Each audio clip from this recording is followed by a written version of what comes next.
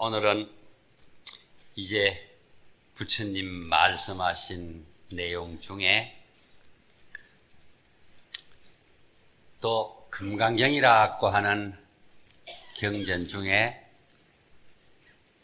우리가 묘행무주분이라고 한 이 부분을 오늘 마지막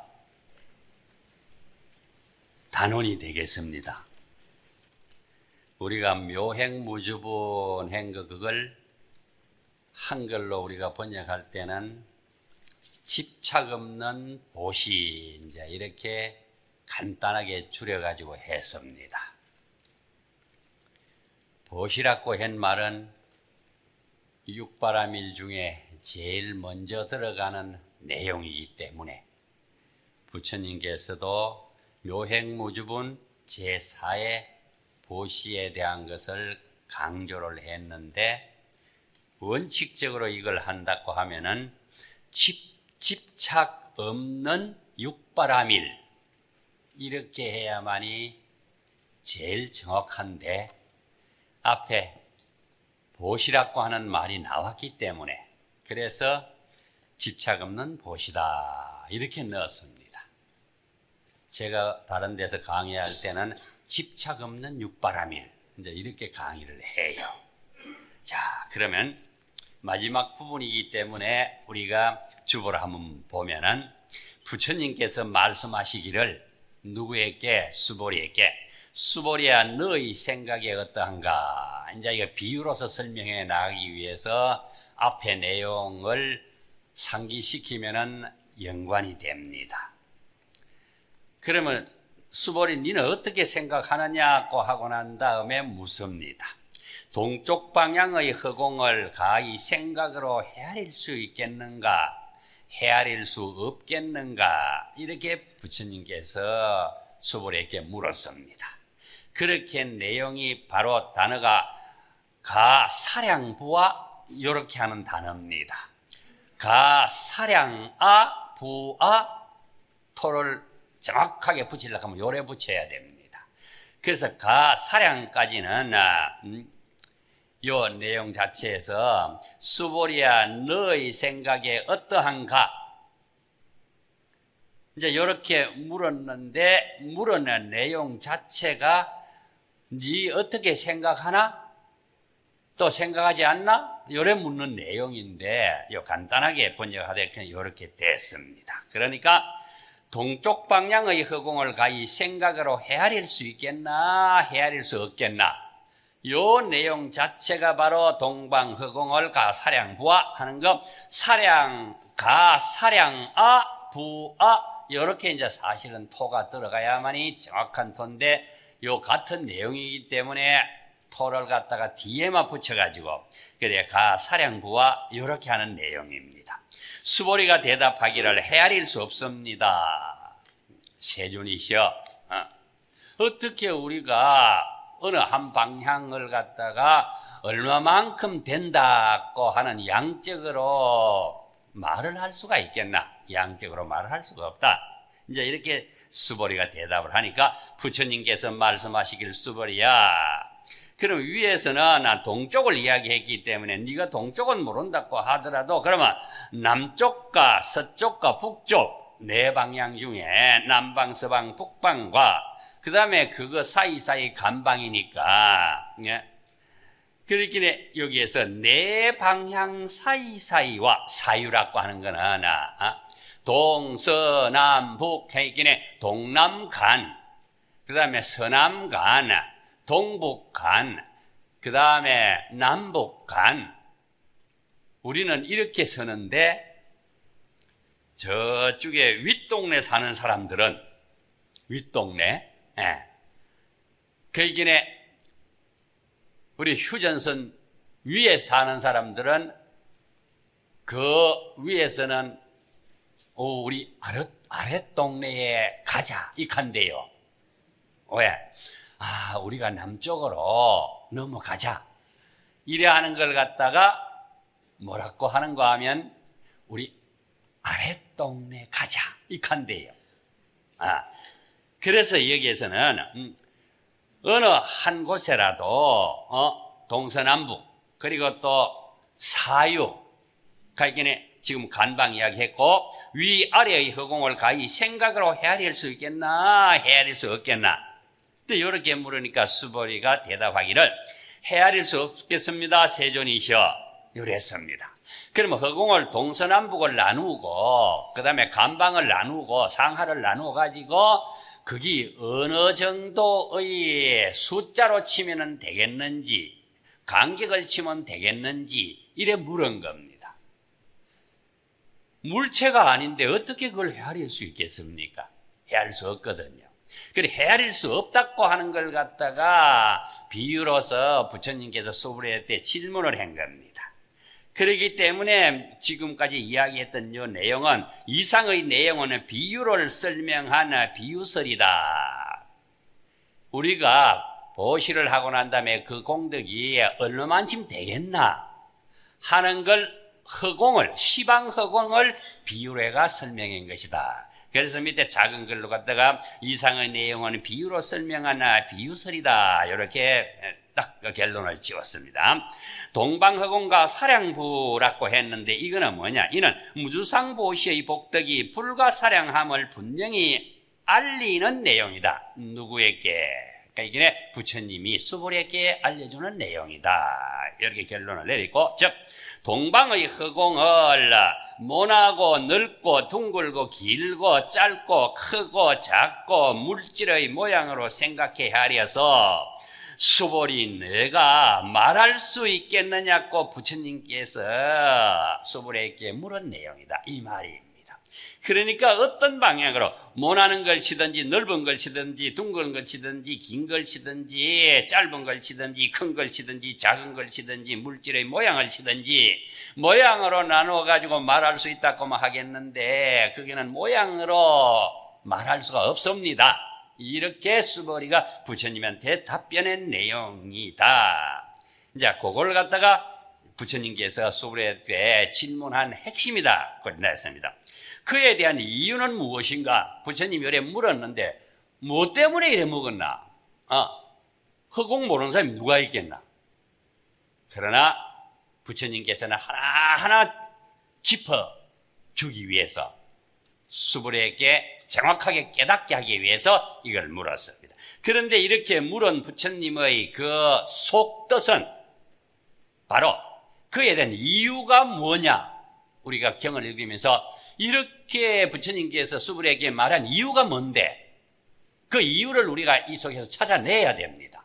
그럼 이유를 찾아내면 동방을 서쪽에서 보면 동쪽이지만은 남쪽에서 보면은 북쪽이다. 다르다 이 말이야.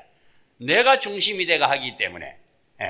그리고 또 동방을 북쪽에서 보면은 남쪽이지만은 동쪽에서 보면 서쪽이다. 이걸 찾아내야 돼요. 찾아내지 않으면 이 뜻의 요점이 무엇인가 하는 걸 우리가 파악을 못하면 금강경 공부한 거 아니에요. 그리고 동방을 위에서 보면 아래가 된다. 그래서 동방은 정해진 일정한 것이 아니다. 나를 중심으로 해가 정해지는 것이지 정해진 일정한 것이 있는 게 아니다. 왜? 허공이기 때문에. 어느 물체가 있다. 그 물체가 여기 불광사다. 그러면 불광사 이거는 물체라. 물체이기 때문에 어디에서 불광사를 중심으로 해가지고 이야기한다 하더라도 변하지 않고 분명히 이야기할 수 있습니다. 왜? 이거는 물체로서 나타나 있기 때문에. 허공은 물체가 아니다. 그래서 불해라고 했다. 그렇게 생각할 수 없습니다. 4대 색신이라 하는 건 우리 몸뚱아리입니다. 이 몸뚱아리가 서서 방향을 정하니 내 몸뚱아리를 중심으로 해가지고 방향을 정하는 것입니다. 이미 허망무실한 것이 아니겠는가? 내가 서가 있는 그 자리에서 여기에서 어디가 동쪽이고 여기에서 어디로가 북쪽이고 남쪽이고 서쪽이고 이렇게 우리가 말할 수 있는 것은 나를 중심으로 해가지고 한 말이지 어느 하나의 물체가 없이 중심으로 해가 하는 것은 없다. 그 말이 되겠고 허망무실한 4대 색신을 방향을 정했으니 이 허망무실한 이 몸뚱아리 이걸 가지고 이 몸뚱아리 있다가 일정한 기간 되면은 이 몸뚱아리가 제 기능을 하지 못하면은 사라지고 없습니다. 그럴 때 우리는 죽었다. 이제 이렇게 이야기하는 거죠. 그러니까 우리 몸뚱아리는 허망한 거야. 실체가 없어져. 정하였으니 시방허공이라는 이름도 허망무실하다. 나를 중심으로 해가 방향을 정했기 때문에 어느 것이 동서남북이고 가리키는 그것도 말뿐이지 실제는 없는 것이다. 허망무실한 이에 대해서 사량분별이나 생각하는 겁니다. 분별하는 것. 일체 언사나 어떤 말을 하든지 여기서 저기까지라 동쪽이다, 여기서 저기까지는 남쪽이다 이렇게 말하는 것이나 마음의 고통이 끊어진 것이 이 허망무실한 이 자체에서는 우리가 마음의 고통이 끊어진 것이니 그게 이 허망무실한 이 몸뚱아리가 있을 때는 분명히 고통이 있습니다. 그러나 이 몸뚱아리가 없으면 고통이라는 것은 존재하지 않는다. 고통은 무엇 때문에 오느냐? 이 몸뚱아리 생성하고부터 고통이 일어나기 시작하는 거죠. 이 몸뚱아리가 없어지면 뭐가 부탁하겠습니까?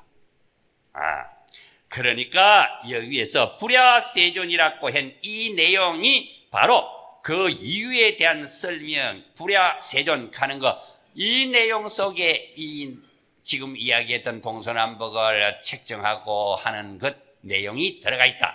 이렇게 찾아내야만이 불야세존이라는 뜻이 이런 뜻이구나. 이제 이렇게 알 수가 있다.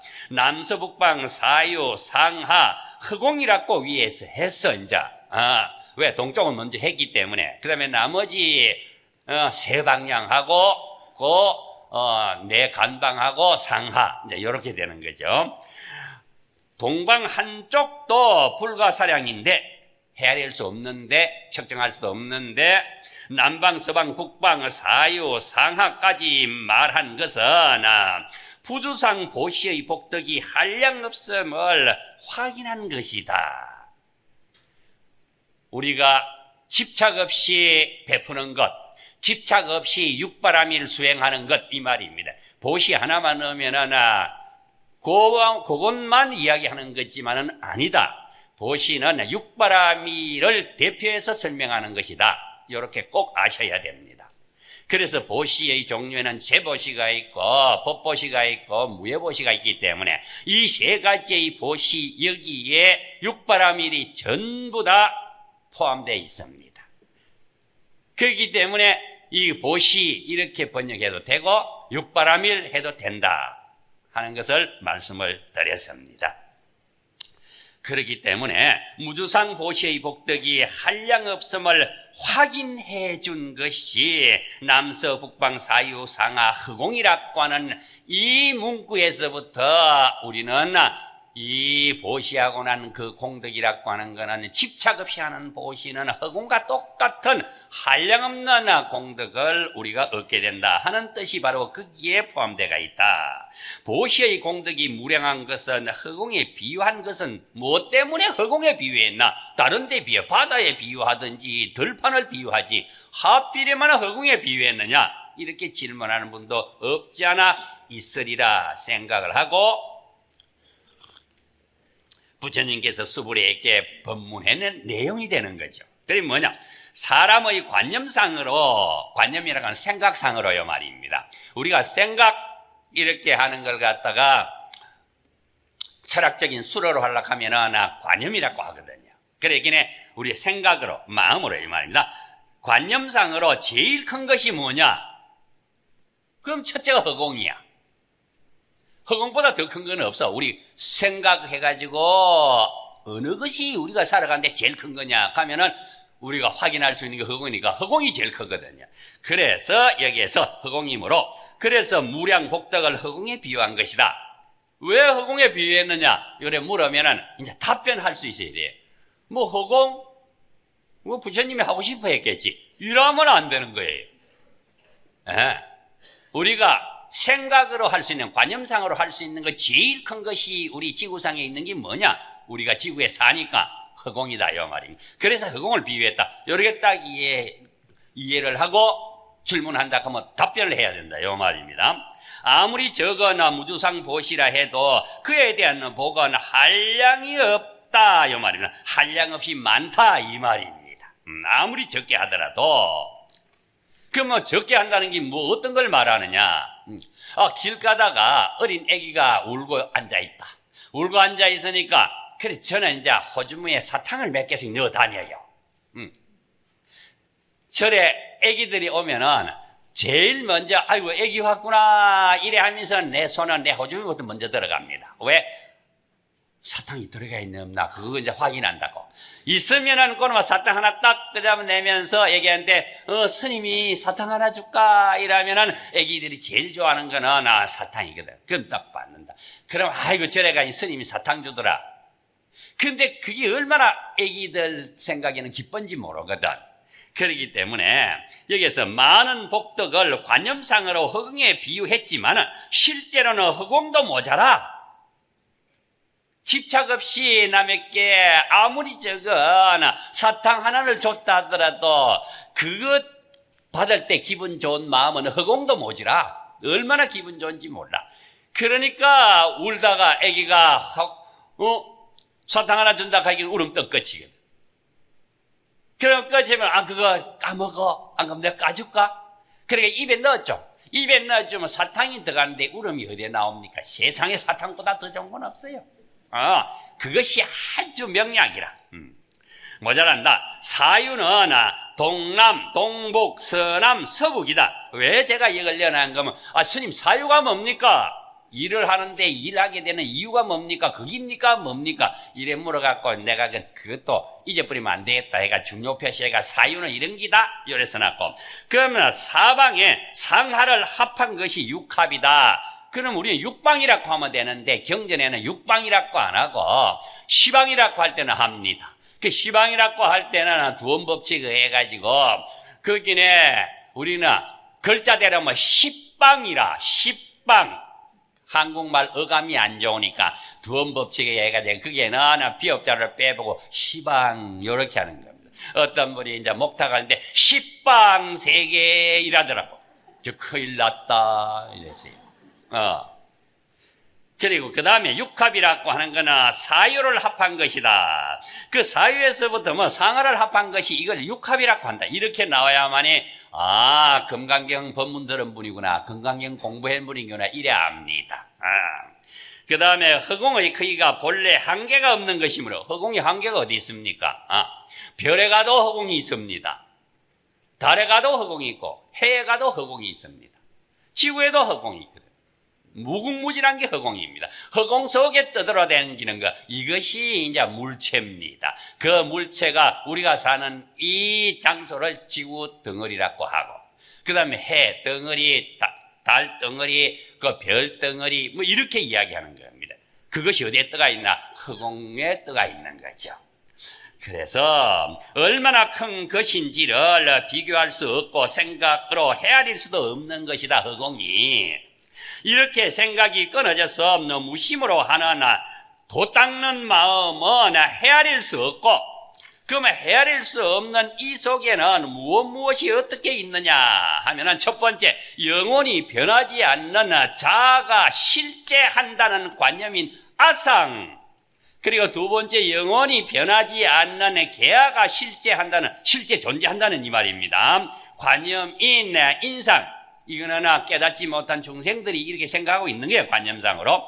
영원히 변하지 않는 중생이 끊이지 않고 지속되는 존재를 나타낸다는 관념인 중생상과, 그 다음에 네 번째는 영원히 변하지 않는 영혼, 이거는 영혼이 실제 존재한다고 하는 관념인 수자상이 없어져서 머무는 것이 없는 마음으로 아무 조건 없이 중생을 위해서 보시하는 공덕은 무한대의 허공처럼 생각으로 헤아려 알 수 없는 정도로 크다고 한 것이다. 이렇게 이제 이 아상인상 중생상이 없어지고 난 다음에 이런 공덕이 나타난다 하는 것을 나타내고, 우주에서 허공보다 큰 것이 없고 성품 가운데는 불성보다도 큰 것이 없다. 불성이 얼마나 큰지 모른다. 허공보다 더 크다. 이제 이렇게 표현을 합니다.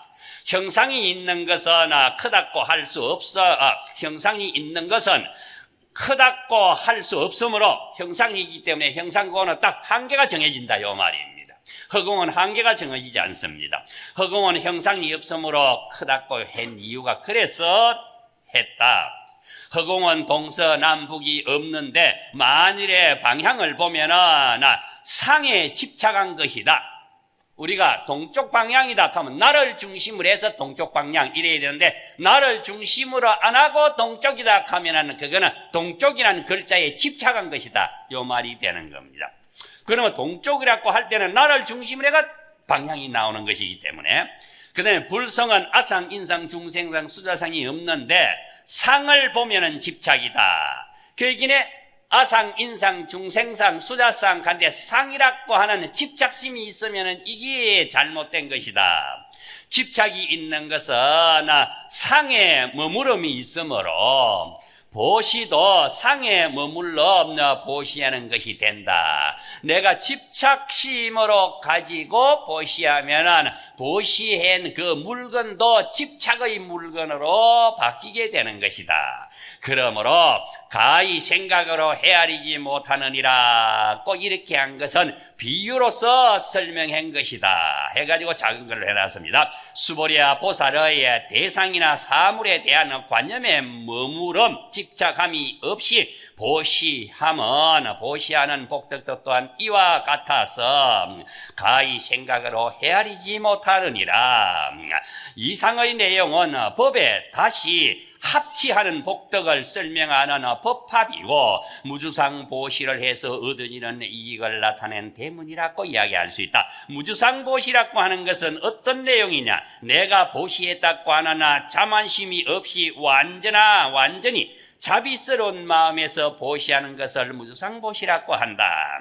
이상의 내용은 어디에서나 위에서 제3분에서 우리가 공부한 것 마찬가지로 사심법이나 육바라밀이나 모든 법, 일체 현상이나 육진이나 이러한 것은 마음을 머물러 집착하지 못하게 부처님께서 수보리에게 권한 내용으로 요 내용 그 위에 수보리아 보살이 무주상 보시하는 복덕도 역부여시하여 불가사량이니라 하는가 요 내용은 집착하지 말고 보시하라고 하는 결론의 내용이다. 수보리아 보살이 다능요소 교준이라 수보리아 보살이 다만응당 부처님께서 가르친 바와 같이 머물지니라 수행할지니라 이 말이다. 머무를 자는 수행하라고 하는 뜻이다.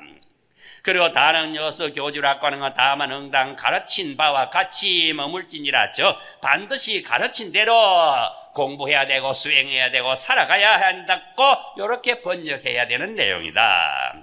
그래서 구마라 지비의 3장은 이 가르침을 선현기청분 제2의 응운하주 이거는 어떻게 살아야 합니까에 대한 결론으로 이 문장을 살펴보면은 번역한 그런 뜻이 들어가 있다. 위에서는 한결같이 부주 집착하지 않아야 한다라고 가르치고서는 여기에서는 제4분에서는 어떤 애는 여기 결론에서는 부주에 주해야 한다고 이런 내용으로 되어 있다. 부주에 머무르서는 안 된다 하나 거기에 내가 마음을 두고 보시를 해야 된다 하는 내용이다. 보살이 다능요소 교주라고 했는데 보살이라고 하는 것은 어떤 사람을 보살이라고 했는가 하면은 육조 해능 스님이 하신 말씀에 보면은 주 무상보시 하면은 즉 보살이다. 보살이라는 것은 육조 스님께서 말씀하시기를 집착 없는 데에 머물러서 요랬거든요. 집착 없는 데에 머물러서 보시하면 그렇게 보시하는 그 사람은 진짜 육바라밀을 수행하는 보살이다. 이렇게 이야기했다. 누가 육조 해능 스님이 번뇌가 없는 법을 배우는 보살들은 응당 나의 가르침 부처님 스스로를 가르친다. 나의 가르침 그대로 수행하여 머물미 있음과 머물미 없음의 양변을 두 쪽을 어느 한 곳에 집착하지 말고 두 쪽을 다 여윈 머무름 없는 거기에 머물러야 한다. 요 말이 된다 하는 걸 설명했고, 또 지금 4분을 다 공부를 했으니까 여기에서 해야 될 내용이 우리가 이제 금강경 끝까지 다 하고 난 다음에 이 이야기를 하려고 했는데 먼저 지금 합니다. 왜? 일체 경전을 내용면으로 크게 나누면 두 가지로 나눌 수 있습니다. 성덕이라고 하는 단어로 나눌 수 있고 단혹이라고 하는 단어로 나눌 수가 있습니다. 그러면 성덕인 무엇이냐? 복덕을 성취하는 내용으로 이루어진 경전의 내용을 말한다. 일체경의 대부분이 전부 다 성덕에 대한 법문입니다. 부처님 법문.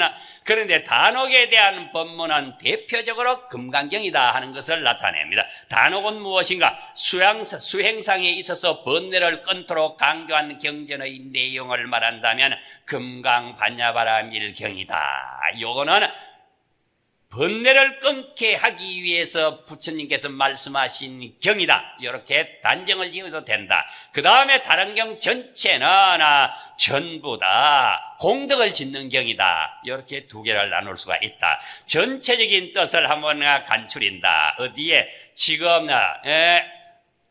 묘행무주분 제4분을 공부를 다 했겠네. 여기에서 부처님께서 강조하신 내용을 세 가지로 뽑아내면 이런 것이 있다. 집착 없는 그대로의 마음으로 살아야 한다. 이렇게 했다. 그러면 무주상 보시는 몸으로 없는 실천이고 무위법의 실천이며 보살의 진정한 행위니 이런 마음으로 세상을 살면은 그는 보리살타라 할 수 있다. 보살이라 할 수 있다. 두 번째, 진리를 알았다면 육바라밀을 실천하라. 뭐 때문에? 금강경의 실상반야라 하는 것은 내용이 뭐냐 하면 만유의 본체인 아공, 법공, 구공의 삼공을 체득했으면 그때부터 중생제도를 위해서 육바라밀 행을 해야만이 이 사람이 바로 대승보살이라고 하는 명칭을 가지고 대승보살의 실천이 이런 것이다 하는 것을 뽑아내야 되고, 저 사람은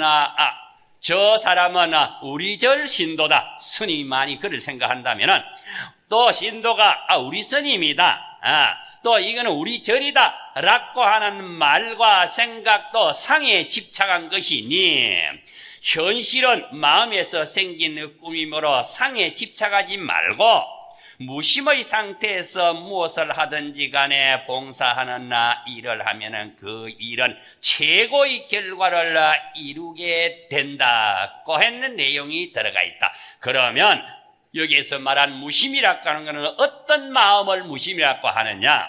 자기가 잘해야겠다 하는 생각을 가져야든지 누구한테 이겨야겠다고 하는 강박감이 없이 하는 것이므로, 강박감이 없으면 최고의 기술을 발휘할 수 있게 되며, 그러므로 아무리 조건 없이 어디든지 걸림이 없이 남을 위한다는 생각도 없이 남을 도와주고 보시를 행한다면 큰 공덕을 성취할 수 있으니 부주상으로 보시하면 무주상으로 보시하면 다 좋습니다. 그 복덕이 한량없이 많아서 불가사량이라고 했다. 이렇게 하는 것이 바로 무심으로 하는 것이다.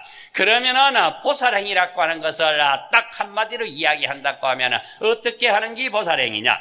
보살은 상구보리 하와중생하는 것이다. 위로는 내가 마음을 깨달아서 아뇨다라 삼약삼보리를 성취하는 것이고, 아래로는 나보다도 아직까지 경지가 낮은 사람에게는 내가 공부한 이 경지까지 이끌어 주기 위해서 내가 노력한다고 하는 이런 분이 바로 보살행을 하는 것이고, 이 사람이 보살이다. 위로는 깨달음을 구함이니 즉 생사와 열반도 없고 시간과 공간도 없고 남자와 여자도 없고 불과 중생도 초월하여 초월하는 그것까지 없는 자리 곧 깨달음의 마음 자리를 갖다가 보리라고 한다. 그래서 이러한 보리를 깨쳐 무심한 마음으로 오직 남을 위해 봉사하고 희생하는 생활을 하는 것을 보살행위라고 한다. 선종에서는 불임문자, 교회, 별전, 직지인심, 견성, 성불이라고 하는 단어가 있는데 문자를 세우지 말고 가르침, 글자로 가르치고 말로 가르친 것, 그거 이외에 특별히 전한 것이 있다. 그걸로서 내가 내 마음을 가르친 그 마음이 바로 불성이라고 하나 이 내용을 안다고 하면은 이 말입니다. 그 사람이 바로 성불한 사람이다. 이 자리를 말이나 글로 가르치는 것은 오히려 간접적인 방편에 불과하다. 그렇지 않고 간접적인 방편에 의해 가지고 내가 공부한다고 하지 말고 너 스스로의 불성을 향해서 불성이 광명의 빛을 발할 수 있도록 노력하는 것이, 그것이 실지 선종에서 이야기하는 성취아누다라 삼약삼보리의 내용이라고 할 수가 있다. 마음을 직접 가르쳐서 본성을 깨우치게 함으로 무응무소주해서 이생기심하는 도리로 성불하게 하는 법이 바로 선종에서 말하는 최고의 수행법이라고 말할 수가 있다 하는 걸로 결론을 내리면은 이것이 전체적인 뜻을 간추리면은 세 가지의 뜻을 우리가 묘행무주분에서 찾아낼 수가 있다 하는 뜻으로 말씀을 드렸습니다. 이것으로서 이제 우리가 금강경 제4 묘행무주분에 대한 법문을 모두 마치겠습니다.